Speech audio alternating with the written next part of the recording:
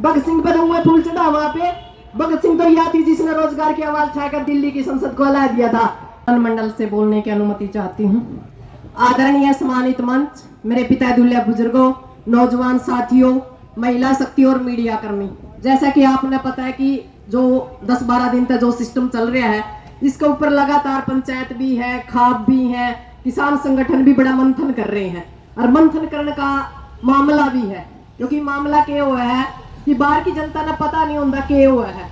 बात यह है कि संयुक्त मोर्चा ने जब अपना आंदोलन स्थगित किया था तो सभी संगठनों ने स्थगित किया था। बिना विचार विमर्श 2 संगठनों ने कॉल दे दी। पर हालात ये है कि हमारा बॉर्डर पे आए बैठे, जब जिसका घर में लड़ाई होगी तो उसने 7 बार सोचना पड़ा और हम गए भी थे।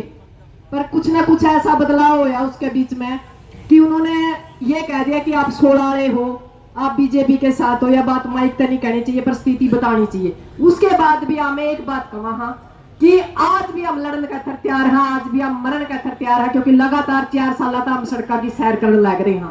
तो एक जरूरी बात है, क्योंकि अब की बार हम एमएसपी के अलावा काम नहीं करांगे। भाई नु सोचा एमएसपी लेकर उठ जाएंगे, ये कह सरकार ने तोड़ने का भी काम करांगे। क्योंकि मजदूर किसान जब उठा है ना तो सरकार तोड़ने का काम करा है। तो हम सरकार से कहना चाहवा एमएसपी की जो मांग है, लखीमपुर के खीरी के जो हमारे साथी हैं, उनके जो दोषी हैं, उनको भी आप सजा देने का काम करो और जो दोषी है उसने जेल के अंदर डालने का काम करो। 2023 बिल है, जो बिजली बिल है, उसको निरस्त करने का काम करो। इसके अलावा जो हमारे साथियों के ऊपर लगातार ड्रोन से बमबारी ये करने लग रहे हैं, हम अमेरिका तो थोड़े आ रहे हैं, ऐसे देश के वासी हैं, तो वह बंद करी जावा है। इंटरनेट को खुलाया जावा है, जो बॉर्डर बंद कर रखे उसको खुलाया जावा है। जो हमारे साथी मतलब जेलों के अंदर डाल दिए गए हैं, 307 जैसी धारा ला रखी है, ये इनकी पुरानी आदत है। आप लोग शायद भूले को नहीं, हम 15 महीने तक बैठे हैं। इसके अलावा एक और यहाँ एक त्रासदी हुई थी, हमारी एक युवा साथी नीलम आजाद, जिससे हमने कहा आज की क्रांतिकारी भगत सिंह है। भगत सिंह पर हुए फूल चढ़ा वहां पे।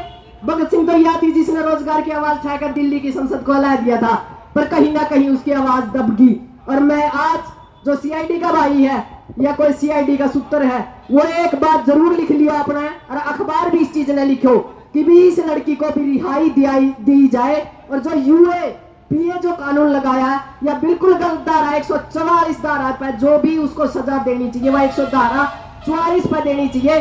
जो है इस धारा को बेकायदा हटाया जावे, क्योंकि हमारा हक है, हम लोकतंत्र के अंदर जीते हैं, ये भारत लोकतंत्र का है और जनतंत्र के अंदर अपनी आवाज उठाना हमारा पहला अधिकार है। तो सरकार से रिक्वेस्ट है और सीआईडी के भाइयों से रिक्वेस्ट है कि जो ये हालात है इसको कंट्रोल करो, नहीं ऐसा ना हो कि यह पंचायत भी उठकर नखनोरी कहना चल पड़े, फिर इस सरकार के बस की बात कुछ नहीं रहेगी। क्योंकि सबसे पहली बात यह है, हो सकता है सामने वाला खड़े होने वाला लीड करने वाला गलत हो, पर जो वह किसान साथ में आए वो सही है। हमने वह किसान देख रहे हैं, ना कि हमने नू देखना कि कौन काम कर रहे हैं, कौन उसको मतलब लीड कर रहे हैं और वह क्या करेंगे। क्योंकि जो लड़ाई है या सबकी साझी लड़ाई है और हम इकट्ठे लड़ांगे, मजबूत होकर लड़ांगे। और मेरा एक आखिरी निवेदन है, इस लड़ाई के साथ साथ इस इलाके की जो बेटी है उसकी लड़ाई को भी आप आगे बढ़ावा। जय हिंद, जय जवान, जय किसान। मुझसे कोई गलती में माफी चाहता। आज की अध्यक्षता मंडल से इजाजत चाहूँगी बोलने की।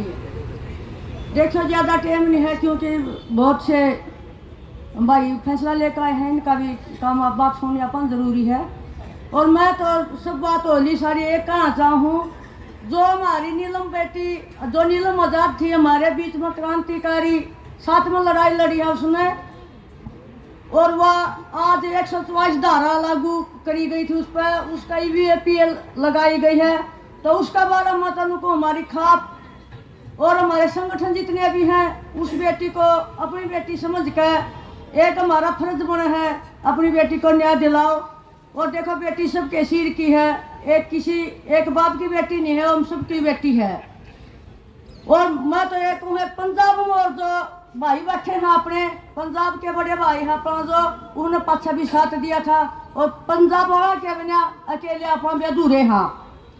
हम सब ने मिलकर ना उनके पास जाना चाहिए और उनका रास्ता दिवार का अगर दिल्ली पर चढ़ने का हमने काम करना चाहिए।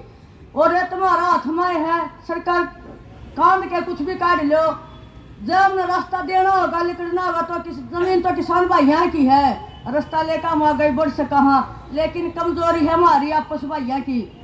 जब हम एक नहीं होंगे इतने में हमने कुछ नहीं कर सकते। और हमारी सरकार पंचायत और भाइयों से मेरा निवेदन है, आप संगठनों से मिलकर आपकी चौधर देवा सबसे ऊपर है खाप की, और हमने भी आपको शिकबूत दो और हमारा साथ में हम आगे बढ़ो, पाछा हम लगाएंगे। मेरे खाप वालों से प्रधान सभी से गुजारिश है, आप एक बार बॉर्डर का मुंह कर दो, खनौरी बॉर्डर का, और पाछा पाछा हम भी चलेंगे और ये लड़ाई हमने जीतनी है। और जब लग हम कल्ले कल्ले पिटाएंगे, लड़ाई कल्ले नहीं जीत पाएंगे।